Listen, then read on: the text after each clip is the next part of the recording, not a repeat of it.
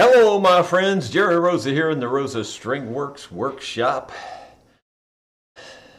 I think I just have to pause and reflect. And you might say, reflect on what? I need to count my blessings because I really have a lot of them. I mean, tons of them, probably more than any person has a right to. But this still hasn't been a fun last week or so. Yeah. Pretty much if you name it, it did. Go wrong, that is. Oh, it's just been crazy how hard it's just been this last week or so. I can't get nothing done. We're going to fill you in on all those trials and tribulations as we go along here today. Because of that, this is probably the least prepared I've ever been for a shop talk.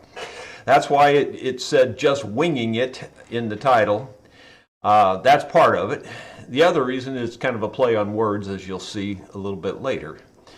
But, and if you see me doing this, we're just, on top of everything else, we're infested with these little, they look like gnats, but they're slightly bigger. I don't know, maybe fruit flies, something like that. They're just everywhere in here, driving me crazy. Oh, I'll tell you what I'm going to do. I'm going to just, to relieve the stress, I'm going to start off with a couple of quick viewer gifts. Brad Atkins from Portland, Oregon, sent me a refrigerator magnet, which appears to be a speaker. That's what I'm thinking. We do have a small refrigerator in the office, and so Brad, it'll take a prominent place in there. Thank you very much. We appreciate it. Keith, who happens to be Ian's grandfather, left me with this thing right here. Do you all know what that is? I'm sure some of you know almost instantly. I know as soon as I saw him hand it to me, I said, oh, I know what that is. You know, it's a buffalo horn. I wasn't sure when he first handed it what kind of buffalo, but it's off of a water buffalo, I believe. And you know, you might think, well, you could make a saddle out of that, but just so you know, horn and antler are two different kinds of things altogether. Horn is basically matted hair. I mean, that's really what it amounts to. It's basically the same thing that hair comes from. What is that? I'm going to say keratin or something like that. I don't know. I probably got the wrong word going there. But anyway, it's something like that. And so it's basically matted hair. It's a different substance than bone. You know, obviously antler is primarily a bone. And anyway, this stuff makes great material for some things. Like you could probably make a nut out of it. It would be just fine. I probably wouldn't make a saddle out of it for a couple of reasons. I wouldn't say it's soft. It's pretty hard. But it can dent pretty easily, and kind of I think the string would pinch down in it. Not so much on the nut end, but on the saddle end where you got all that extra tension. I think it would probably not be the best. But the main thing that I've used horn for in the past, believe it or not, is making guitar picks. Now I don't do that anymore. I used to make custom guitar picks out of this, and I'm telling you what, the people that used them loved them. They get a feather edge on the pick. I don't know if that's good or bad, but that's what happens when you use this stuff for a guitar pick. But anyway, it's really good for that. So Keith, thank you for the horn. So what's been going on this week to cause so much stress? Well, you probably saw my last video was about the auction, that I got the auction up for all the little instruments and things that I was trying to clear out for some space.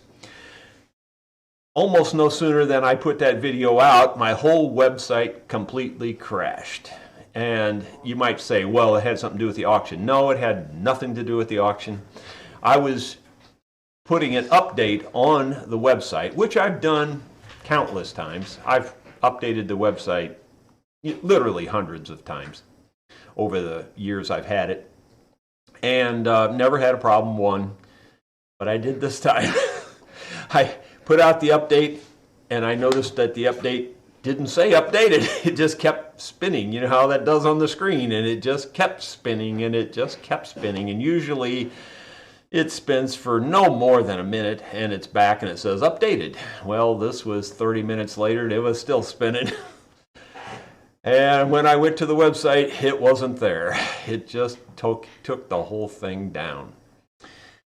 And yeah, you know, you would think, well, you can get help and get that. No, you can't get help. I have never seen modern people work so hard to not help one another in my whole life as when you try to find help online these days. I mean, nobody puts their contact information out there. They don't even put their town, let alone their address. They don't put their phone number. They don't put nothing.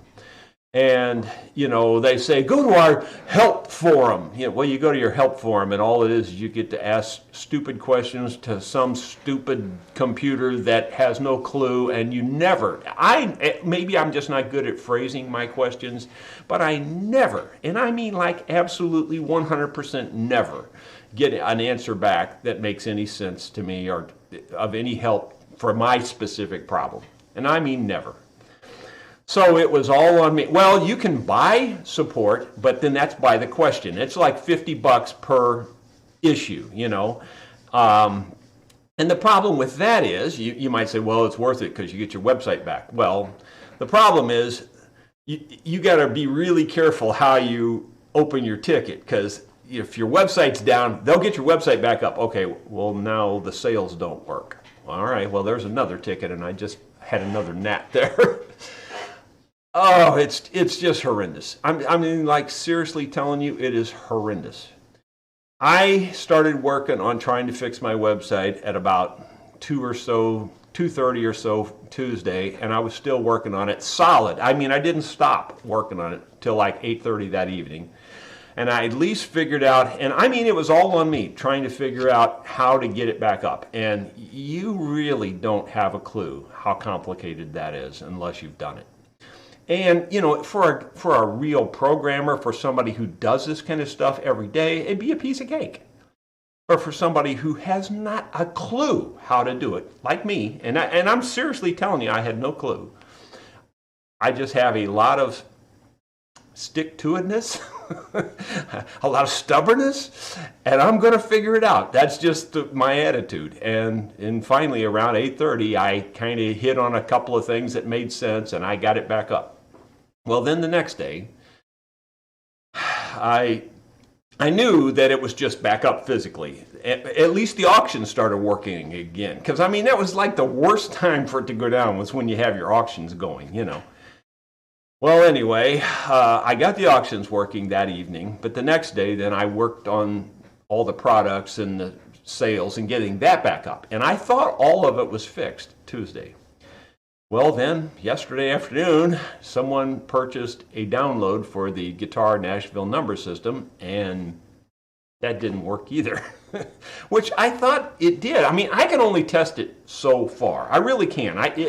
There's, you know, developers, they have this thing called a sandbox, and it's, unless you really know what you're doing, you can't have a sandbox. You know, it's just where you can play is really what it amounts to with your stuff, and you can test it all the way through. I can't test my stuff all the way through. I can only do what I can do, and then I just have to hope it works. Well, anyway, it didn't. And so I started working that again around 2 or so or 3 yesterday afternoon. I don't know what time it was exactly. And I worked on it till 9:30 last night, non-stop. And I have to tell you, it still don't work. So guess what I get to do as soon as we're off of here?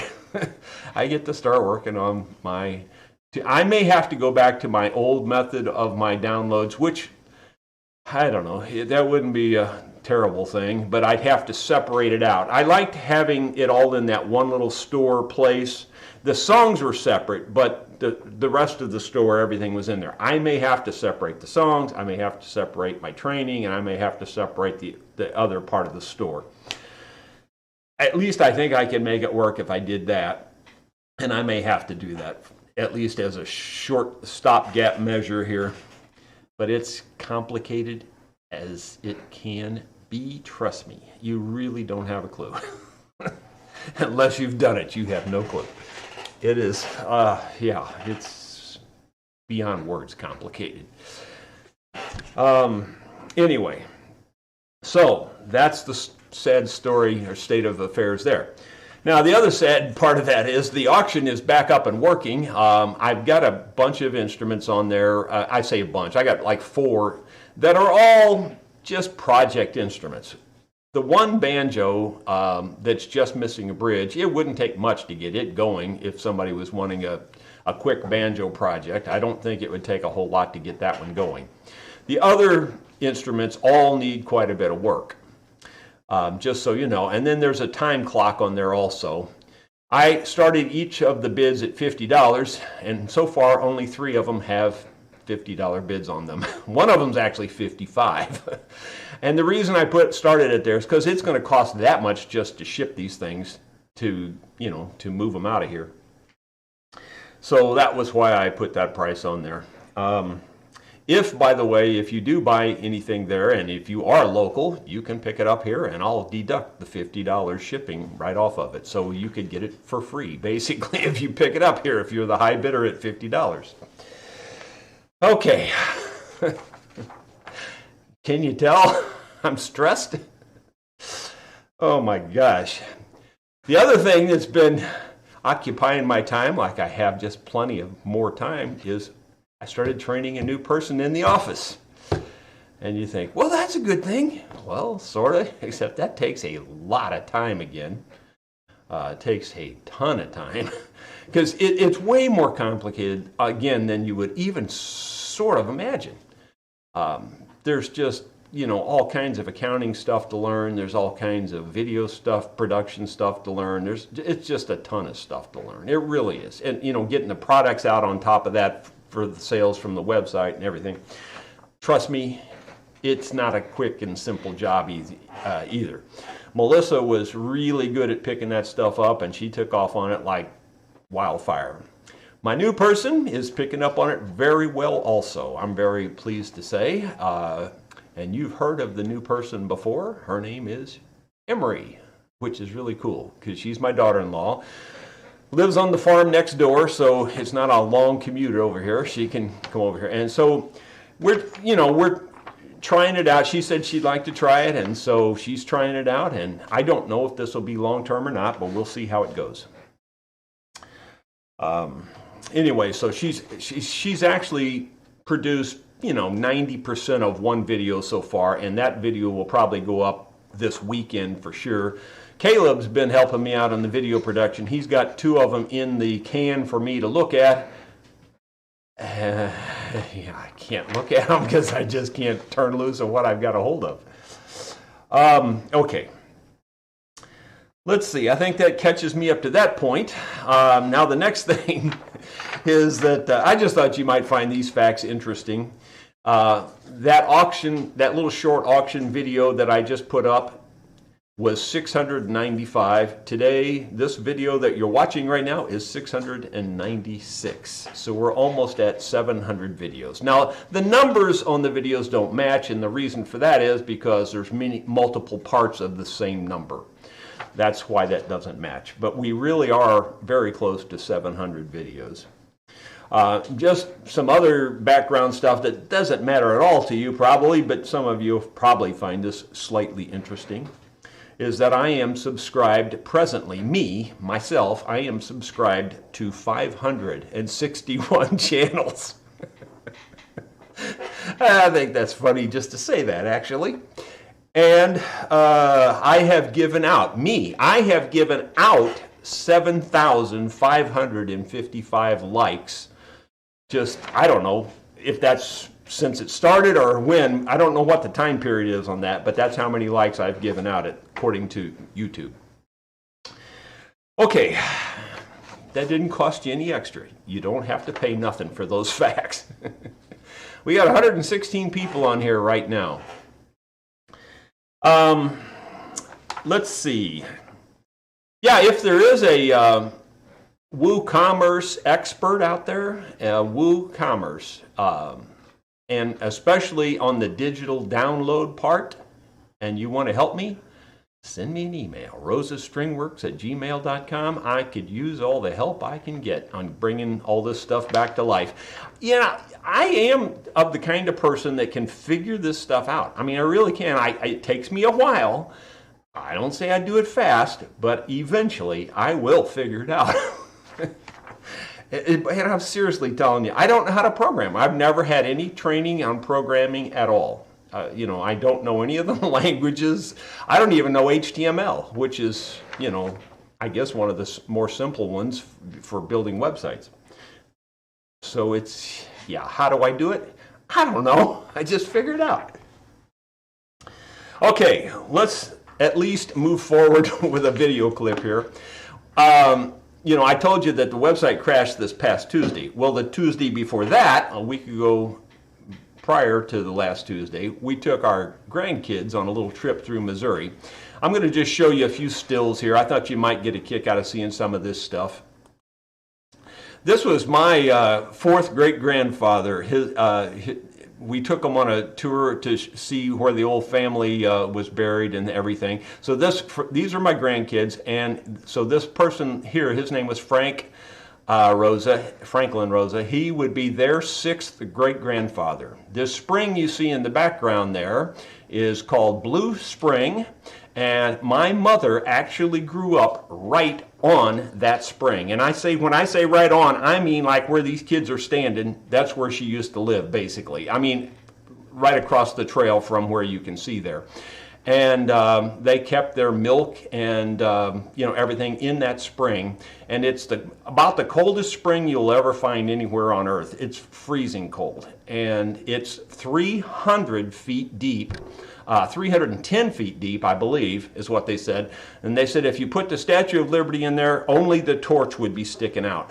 This is called Rock Falls. Now this is called Alley Spring, and this is near Eminence, Missouri, where my father grew up. And he grew up in the town of Eminence.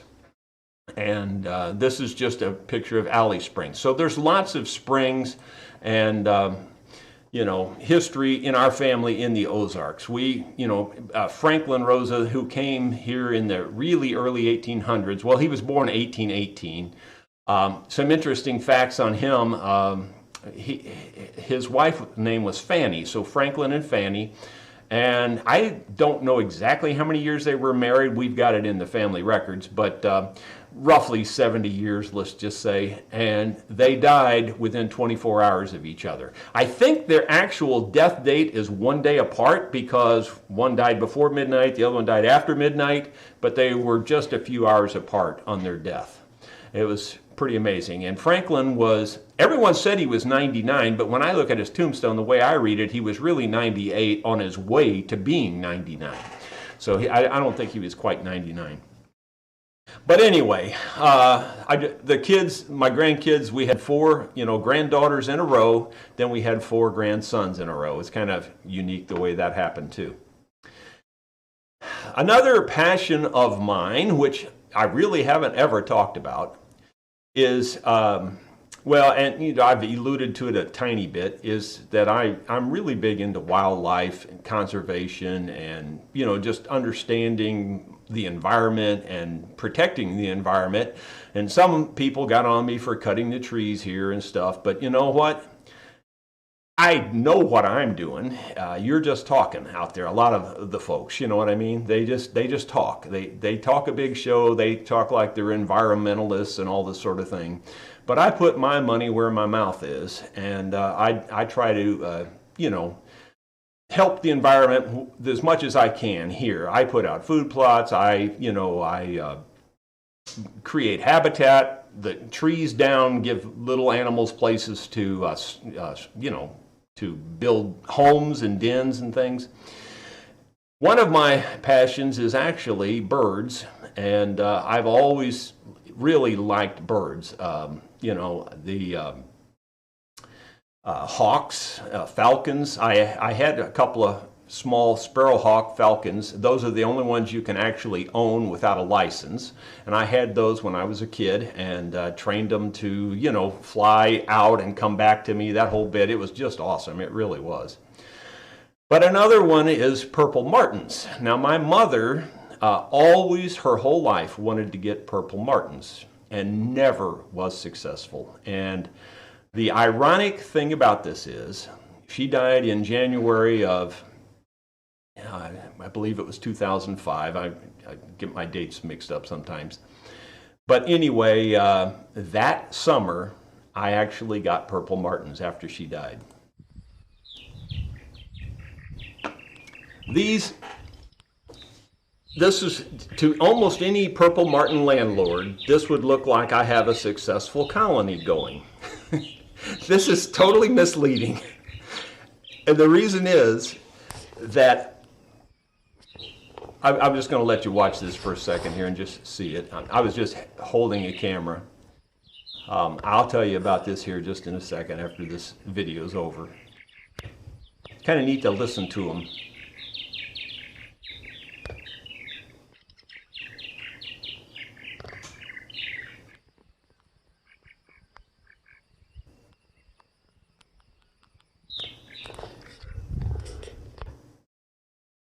So it looks like I've already got a big colony. Well, actually, I only have two.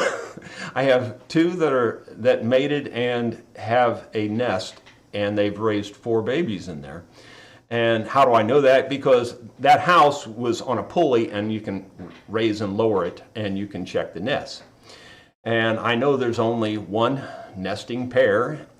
What's really funny about those birds is they're very, very social. And those other birds that you saw there were just visitors. They just came in, and they don't come every day. They'll just come once in a while, like maybe every 2 or 3 days, a whole bunch of them show up, and they just fly around the house there. It's just kind of crazy. But once you get one nesting pair, typically after that, the next year, you'll get a whole bunch more. And that's always been the case. Now, I told you that I got them right after my mother died, and I had them for about 3 or 4 more years, and they were getting bigger and bigger, and I had a lot of them.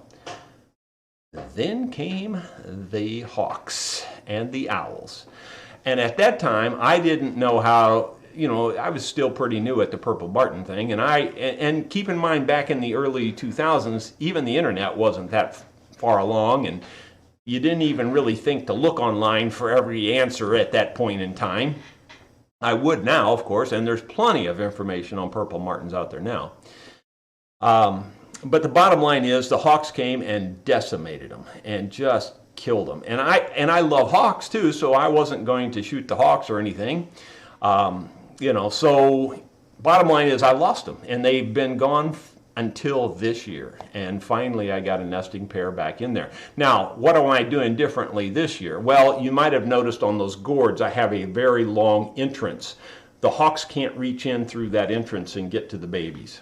So it's much, much better. And then the house itself is built with starling resistant entrances, so starlings and sparrows don't get in there. And the compartments in the house are real deep also, and they put their nest at the very back so the hawks and things can't reach them. So I have taken precautions for that now, and that won't happen again. And of course, I'll be a much more diligent landlord this time and not let that happen. So anyway, that's just something I thought you might find interesting. If you are interested in getting purple martens, I would recommend you check it all out online. There's purplemarten.org, I think is, and I think .com too. But anyway, purple marten, there's a lot of websites out there for it, and there's a lot of help on YouTube.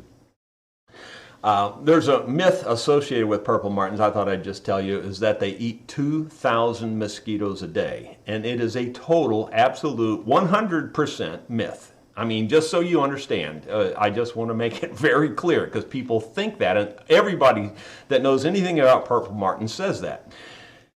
That myth was started by a P.T. Barnum-like fellow. He owned an aluminum company in Griggsville, Illinois. And if you know anything about purple martens, Griggsville, Illinois is like the capital of purple martens.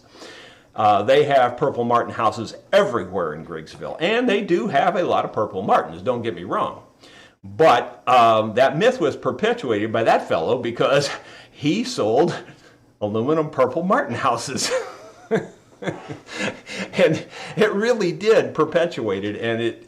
And the problem with that is that his purple Marten houses were not Starling and sparrow resistant. So most people that put those up, that's all they got was Starlings and sparrows. They never got a purple Marten. So let me just tell you very quickly, it's just 4 or 5 things you would have to do if you really want to get purple Martens. Number one, you got to have a pretty high pole. And when I say pretty high, at least 12 feet high, and 20 feet's better. So somewhere in there, 12 to 20 feet. Second thing is, you're better off trying gourds than you are a house. They love gourds. Third thing with that is that you should have starling resistant entrances, which instead of a round hole, starlings love round holes. If you put the other odd shaped hole, and you'll see it if you look online, then you won't get the starlings. And it will even reduce the sparrows. The next thing is that you have to have it in a very open area. If you have any trees close to it, they will not come. You have to have it in an open area, and then ironically with that is you have to have it near a building. Starlings are totally dependent on humans, and they will not build unless there's humans around and out. You know, it's just the way it is. And they're just a really cool bird. So I hope I haven't bored you to tears, and those of you are probably going, I tuned in for guitars. I didn't tune in for purple Marten.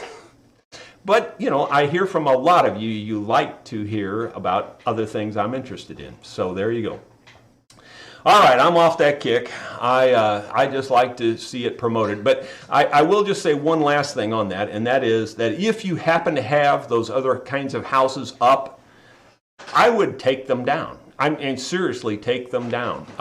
Especially if you don't meet those requirements that I just said, like it has to be out in the open, has to be away from trees, has to be near a building, has to have human activity around. If you're not meeting those requirements, take the houses down, because you're doing more harm, believe it or not, than good, because you're perpetuating non-native species. You're actually giving homes to sparrows and starlings, and those are non-native, non-protected birds. You can shoot all of those you want to shoot, and the government would almost thank you. The conservation would almost thank you, because they are just invasive. They go in and they kill the other birds. They break open their eggs, and you know, they steal the nest cavities. It's really bad. So get rid of the starlings and sparrows by getting rid of houses where they're building. Okay, I'm done. All right, so do I have anything else I want to talk about here this morning?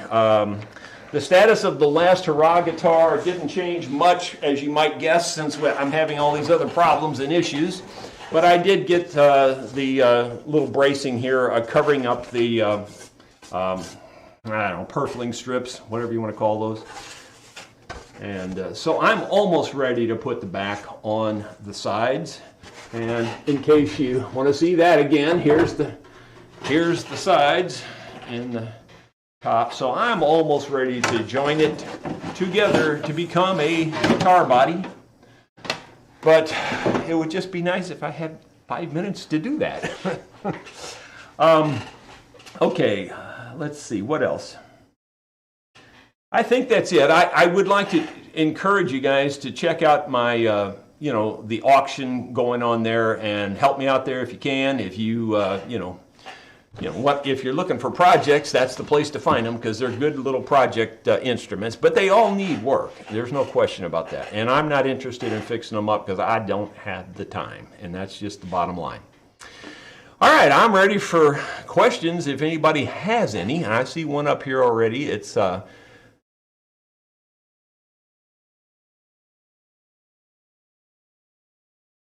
be careful taking help and letting people have the passcode to your site. Yes, you're right, Eris. I'm very familiar with that.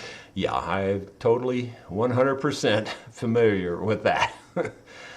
But if I do feel like there's somebody out there that can help me, on the other hand, I'm not asking them to do the work, by the way. If you can help me, I just want you to tell me what to do, and I'll do it. No problem there. So anyway, on the website, yeah, it's a tough thing. It really is. I'm looking to see if there's any other questions that have scrolled off the screen while I was ranting there. Which guitar makers do I admire the most? Me. I'm just kidding. Obviously, I'm just kidding. No, I don't specifically admire anyone. I don't guess. I guess the truth is, I'm kind of stuck on Martin guitars. I think they're just awesome, well-made, all-around guitars. I mean, they're really good. Taylors are very, very good. You get into your certain Gibsons and they're very good. Not every Gibson though. I can't rate every Gibson the same way I would rate every Martin. Almost every Martin is really good.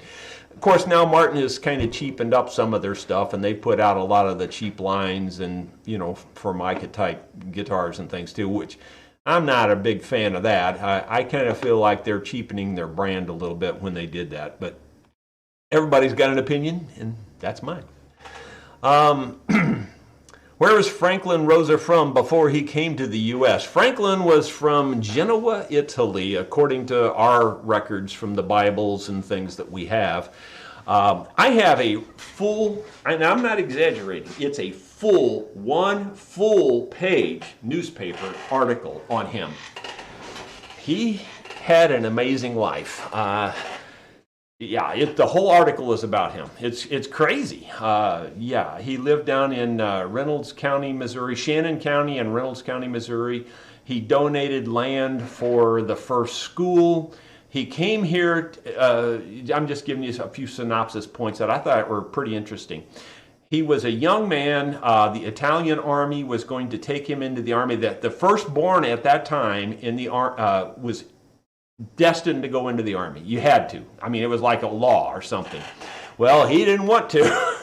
So he came to the United States. He hid out, and the story is, I don't know, we haven't been able to verify this, that he was a musician, isn't that weird, and that he actually played, now this is the story, you understand, and I cannot verify this, that he actually played at a coronation for a queen.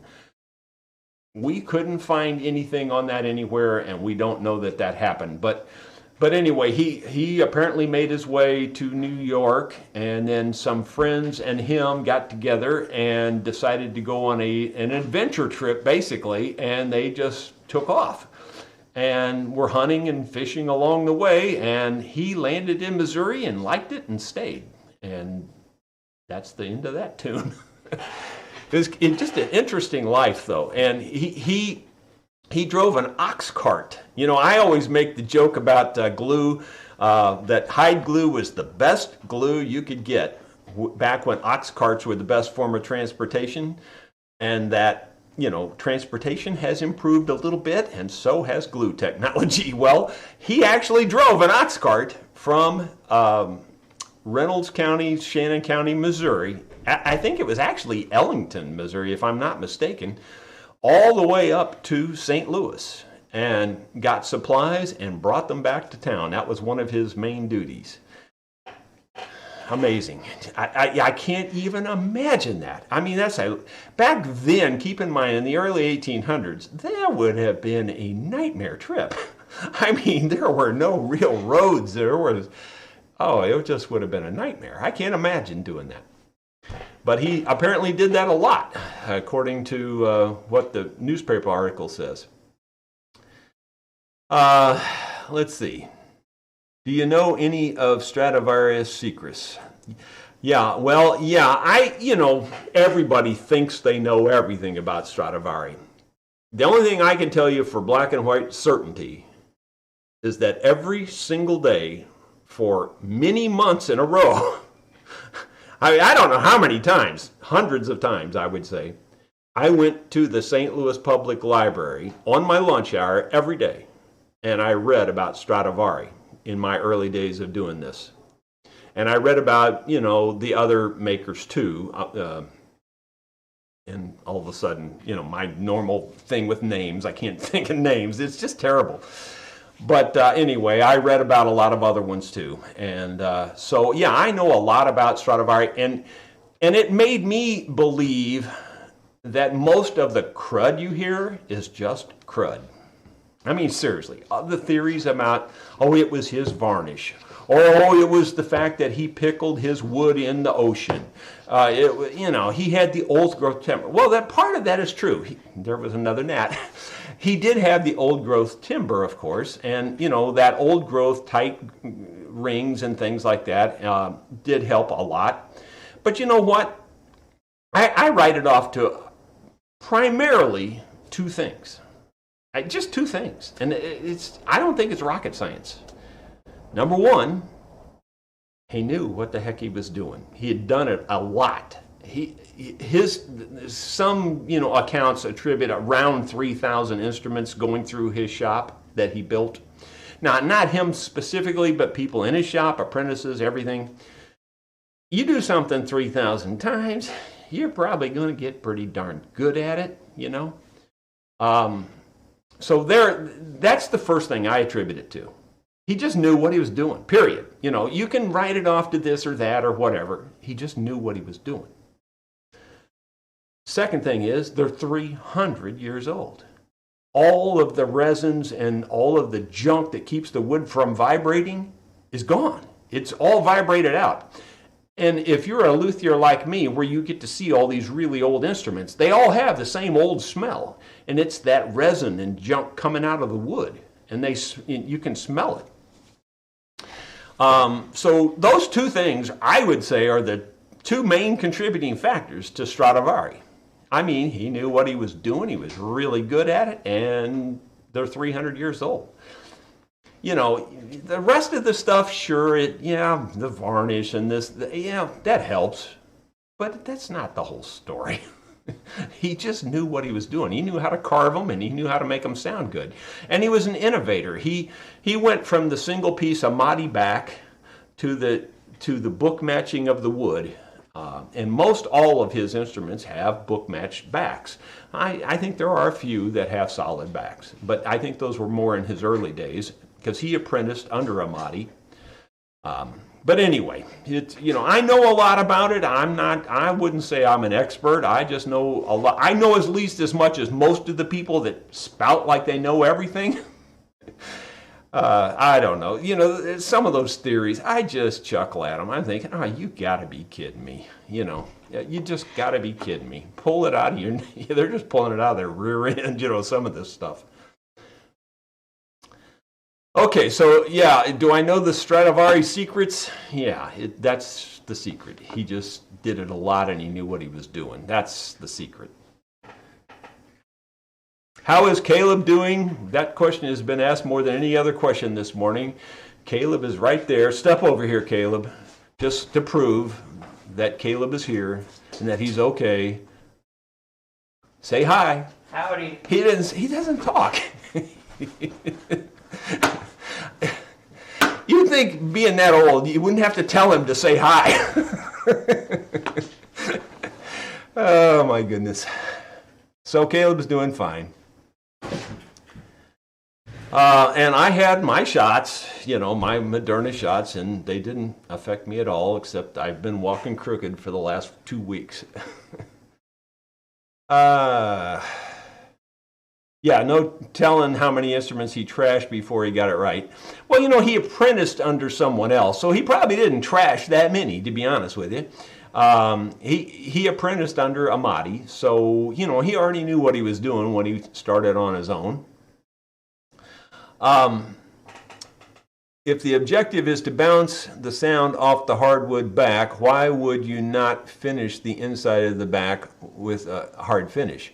Well, Paul, I kind of answer this similar to the way I answer the thing about Amati. To me, it's more common sense than it is anything else. And that is, if that was a good idea, I guarantee you it would already have been done and everybody would be doing it. That's the easiest way to answer it. The bottom line is, and Paul, from a practical standpoint, from firsthand knowledge, here's the firsthand knowledge that'll tell you that's not a good idea. I do not let ever anybody hear their instrument that I'm building for them in the raw wood anymore. I did that once, and it was a mistake. And you go, why? Why? You know, because they sound so flippin' good when they don't have any finish on them at all. They sound so good, but they won't last, and they get dented up, and they just get dirty, and they get nasty. I mean, you gotta finish them. You gotta put the finish on the outside. The idea is you try to find a finish that gets, you know, relatively crisp, clear, and all that, and will let the instrument still vibrate. So if the finish changes the sound of them from no finish to an outside finish, and it definitely changes the sound, trust me, then you sure don't want to put the finish on the inside. So that's the answer to it, Paul. I hope you don't think I'm being smart with you. I'm not. I'm just trying to explain it. It seriously is not a good thing to do to an instrument. If you didn't have to finish them, you would love the sound of them a lot better. I seriously don't let anybody hear them that way anymore, because after I let that guy hear that one, he would not let me finish it. And I'm sure that instrument's no good now, you know. Anyway. Any finish takes sound and vibration away. You are correct. That is true. Is Caleb ever been without his bandana? The answer is, if he has, I haven't seen it. I think he even showers with it on. He's laughing over there. Okay. Are carbon fiber instruments any good? Oh, sure. Yeah, you can use them for a water trough. They hold water really good. No, I don't have anything against carbon fiber instruments. I really don't. I've heard them. They got their own sound. You know, I'm not opposed to anything like that. You know, people might think, oh, you're stuck in one way and it's got to be this way. No, I'm not. You know, there are some things I am that way on. I mean, like, some things that are just not a good idea, you know, like finishing the inside of an instrument. But for the most part, I'm open to almost any of that kind of stuff. I mean, like a carbon fiber instrument, I have heard them, and I think some of them have a very rich, neat sound. They don't sound like an acoustic instrument. If you like that sound and that's what you're after, go for it. I got no problem with that. I'm not personally into that, and it doesn't do that much for me. It's just not my thing, but otherwise it's fine.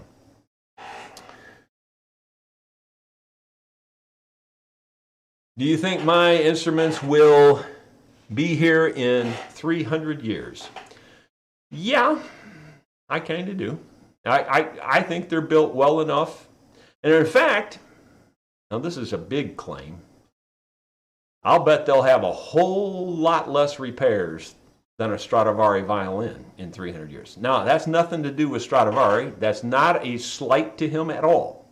He used the very best technology and the very best stuff he had to use, and he was good at it. I take nothing away from that man at all. I admire him 100%. Nobody admires him more than I do. But his instruments have been repaired countless times. There is not one single Stradivari violin out there that has not been repaired a bazillion times. Why? Because all those people that are the cronies on the hide glue that will only use hide glue, well, it only lasts a few years and it comes apart again. Mine probably won't be coming apart. I'm not saying it'll never come apart, because who knows 300 years from now. But they won't be apart nearly as many times and repaired nearly as many times as the Stradivari instruments. So if people take care of them, yeah, I think they'll be here in 300 years. And that, again, is nothing due to me necessarily. It's just more due to the more modern technology than anything.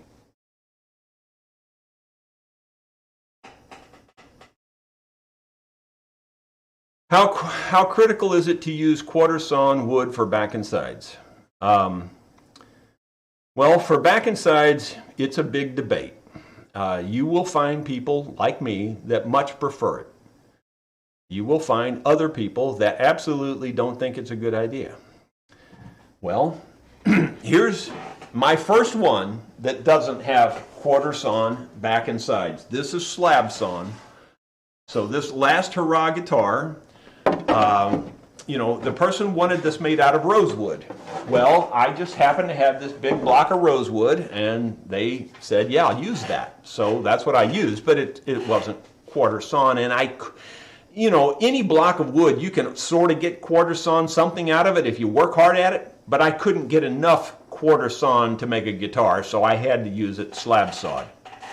And so here's the arguments that I can tell you about it. Quarter sawn is a little stiffer, it's a little stronger, it should hold up really well. Slab sawn is strong enough, so I'm not knocking it that way. I mean, it's strong enough, and it will last a very long time too. The slab sawn will be more prone to warping and changing with humidity and things like that because just because of the way the grain structure will be in that slab sawn wood. So to me, I think the quarter sawn is more stable. It's fairly strong, but yet it vibrates pretty well. There's been lots of studies shown, and that vibration across those grains goes really fast, where when you've got that grain spread out flat like this, the vibration is different. In my opinion, it's the way to go, but it doesn't mean everybody has to agree with that. And a lot of folks say that you get a better mellow tone out of the slab sawn. So that's, it's just a debate, and nobody can honestly, if you hear somebody tell you that it's absolutely this way, I wouldn't listen to them. That's just the best advice I can give you. I would form your own opinion. But anyway, that's the best I can explain it. It's good and bad. Both of them have their positives and negatives. But I think that the quarter sawn will outlast and keep its shape better and hold up longer over the long haul, and provides a very good sound too. So anyway, that's my story. Does a plywood top need more or less support in braces than real wood tops? Well, I would say less probably, but the truth is I don't have a lot of experience with the plywood. I don't deal with that. I've never built anything with it. It's hard to say, but I would say less because plywood's very strong on its own. That's why they use it on the corners of buildings. It won't rack, it's very, very, very strong. How critical is it to use? Oh, well, I did that one already. Looks like we're almost out of questions here. Anybody got any more questions for me? I hope everybody understands that I'm just giving you my opinion, and it is just an opinion. There's so many things that I see and hear I cringe at because people, they tell it like it's a black and white fact. And I would shy away from people when you're talking to instruments that it's a black and white fact. Now, there are a few things that I'm telling you are probably black and white facts, but there's just a few things, like putting the finish on the inside of an instrument. I guarantee you won't like that sound as much as if you leave it open. I just flat guarantee it. You can go ahead and feel free to experiment. And the other thing I can pretty much black and white guarantee you, if you have an idea about trying something on an instrument, I'd almost black and white guarantee you it's already been tried. You really seriously would have a very tough time coming up with anything that hasn't been thought of in the last 300 years. Seriously, everybody has thought of just about everything. And they've tried just about everything. And how do I know that? Because I've done a lot of research and I get to see all that stuff. It's crazy what people have thought of and tried. It's just amazing. Just amazing. Okay. Sean retracted there. Okay, well, Sean, I don't know if that's good or bad. Let's see. Anybody else have anything? I don't see any question mark. Here's some. I have steam bent flat sawn poplar for sides and have had good luck. Yeah. Bending is not a problem with either slab or quarter sawn. They both bend pretty well. Slab probably would actually bend a little easier, if all truth be told. I don't have enough experience to say that for sure, because I've only bent this one set and they bent fairly easy, so, I built some spool clamps lately. What diameter do you use for the screws? Yeah, I don't know. I've got a little different. I think almost all of mine are just 1/4 inch. Pretty much all I have. Now, for the violins, I've got some that someone gave me that will even be smaller than the 1/4 inch. But they're real short spool clamps. So they don't need to be real strong or anything, if that's what you're asking. So 1/4 inch for the guitars is plenty heavy. Excuse me. I think I have 3/8 inch for my big upright basses. And you might need the 3/8 for that because that's so big and long and everything. But I think that's what I'm using on the upright basses. The guitars 1/4, and then the violins less than 1/4, which I don't know what the exact size is. Have you ever seen a guitar side with ripples? I don't know if everybody would define that a little differently. I've seen all kinds of things. I don't know if I'd call it ripples, but I've seen all kinds of warping and misshapen things, so I don't know if I can answer that or not. How would you suggest folks look into finding players in their area? Jams and things like that. Well, that's a real good question. Word of mouth. I don't know, honestly. For me, it's kind of, there's always been kind of a connection. I kind of grew up in the bluegrass community, and one player knows another, and it just kind of builds from there. So honestly, I don't know that I know the best suggestion there, but social media ought to be able to help you these days, I would think. So Facebook and places like that, if you start throwing out the word, I would think for sure you ought to be able to find plenty of people. That'd be my guess anyway. I'm going to take one or two more here and call it a day, so I can get back to crunching on the website. I'm about to cry on that one. Let's see here. As the wood is rippled and you can feel the ripples and see them in the finish and issues, I would worry about going forward. Well, it depends on what you're calling ripples. Let me give you an example. For instance, on the fiddle back maple on like a violin or guitar or mandolin or anything, if it's got that fiddle back curl in it, and especially if it's really old, you can feel every one of those ripples, every one of those curls, especially if it's really old. And that would not be a problem, but so that could be a different kind of ripple that you're talking about.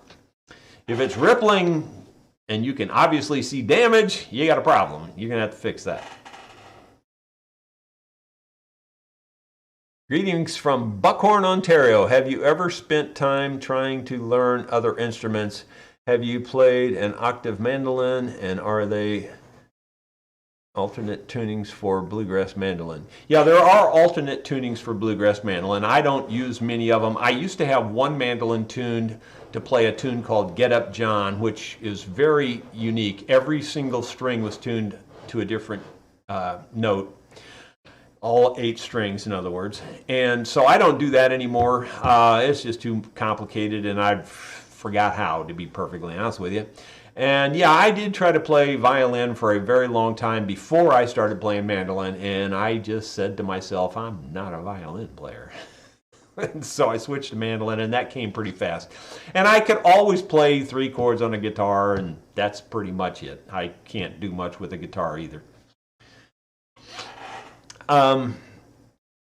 Could you replace ebony with Saint Orange, Osage Orange? Yeah, Osage Orange is very, very hard. Yeah, man, for my money, Osage Orange is second to ebony. You know, I've seen a lot of hardwoods over the years, and I don't think there's anything any harder than Osage Orange besides ebony. It seriously is that hard. It's really hard. It's not quite as dense, but it is dense, and it is heavy, but not quite as much as ebony.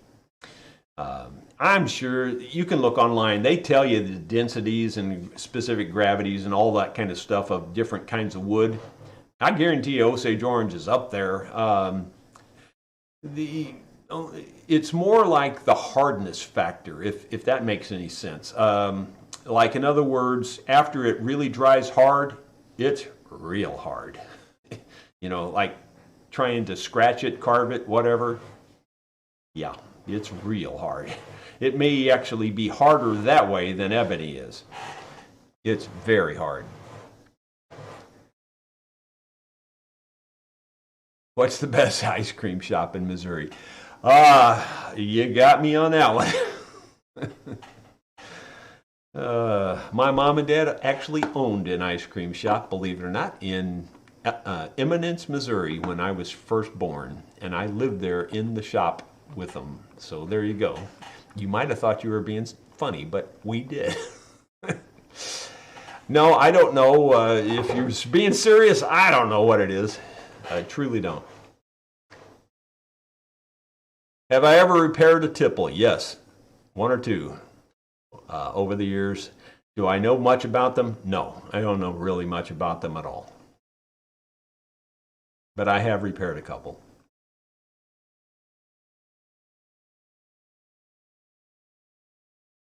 Do I think maybe starting on the violin, maybe use the pinky more in my particular style that I have? No, I don't think so. Not necessarily. I mean, I don't think it created an issue one way or the other. What made me start using my pinky was what my uncle said.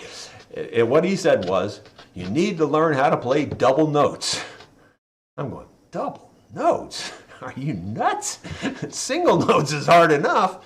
You know, and so the only way I could figure it out was to play double notes out of chord positions, because just your chord position alone, when you take 2 notes out of your chord, they're in harmony with each other, basically. And I learned how to manipulate those double notes, and because of that, I needed that little finger all the time to have that double note with this or with that or whatever, you know. And anyway, that's how I did the little finger thing.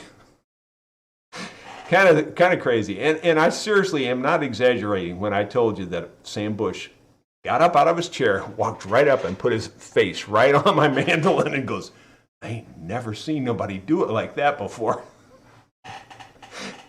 Oh, you talking about putting a catch in your get-along. How should I clean my grandpa's fiddle? Well, you know, very lightly damp cloth would be okay, you know, to wipe it down first. And you might even get a little bit more moisture in there if you have a little stubborn something you're trying to clean off. Believe it or not, what works pretty good after that is just take plain old linseed oil and on a cloth and just rub it in and rub it all over. And the linseed oil itself will actually do a lot of cleaning. You'll see a lot of junk come off on your rag, and it helps the old finish too. So it's a good thing to do, I think. But be sure to wipe it down really dry after you do that too. I don't recommend putting a whole lot of different kinds of chemicals and cleaning things on there. I would try that, you know, and see if that works for you. I think you'll find it works pretty satisfactorily. Okay, I'm going to call that good, guys. I appreciate you tuning in for Just Winging It. Hope you didn't mind the Purple Martin lesson. And I thought maybe you'd like to see those other points in Missouri here where, my family has real ties to those areas, and they're huge tourist attractions now. Matter of fact, we were kind of fighting for places in line in several of them. So thank you all for tuning in this morning. I really do appreciate all your support. Be sure to check out those auctions. Help me out on that if you can. Thank you very much.